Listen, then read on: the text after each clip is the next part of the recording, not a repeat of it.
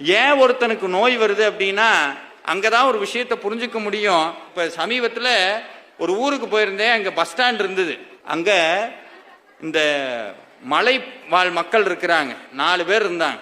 ஒரு 5 குழந்தை இருந்ததுங்க. அது வாட்டுக்கு வருது, அது வாட்டுக்கு போகுது, பஸ்ஸுக்கடியில போகுது, ஒரு பயம் இல்லை. அங்கிட்டு போகுது, இங்கிட்டு கண்டுக்கவே இல்லைங்க.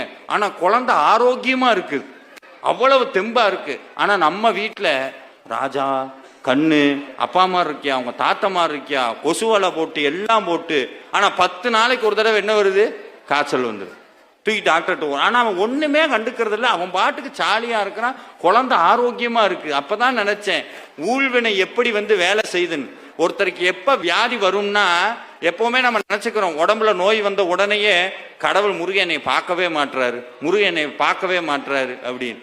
உடம்புல நோய் வந்தால் நோய் நம்ம கிட்ட சொல்கிற ஒரு விஷயம் என்ன தெரியுங்களா, வாழ்க்கையில் இதுவரைக்கும் கற்றுத்தராத ஒரு பாடத்தை நோய் தான் நமக்கு கற்றுத்தரும். இதுக்கு முன்னாடி நோய் வராதுக்கு முன்னாடி, உடம்பு சரியில்லாததுக்கு முன்னாடி ஆபீஸ் பெருசா தெரியும், வேலை பெருசா தெரியும், பணம் பெருசா தெரியும். நோய் வந்ததுக்கு அப்புறம், படுத்ததுக்கு அப்புறம் அப்பத்தான் ஒரு உண்மை புரியும். இந்த உலகத்திலேயே யாருனாலையும் கொடுக்க முடியாத மிகப்பெரிய சொத்து இந்த உடம்பு தானுங்கிறத நோய் தான் சொல்லித்தரும், வேற யாரும் சொல்லித்தர மாட்டாங்க.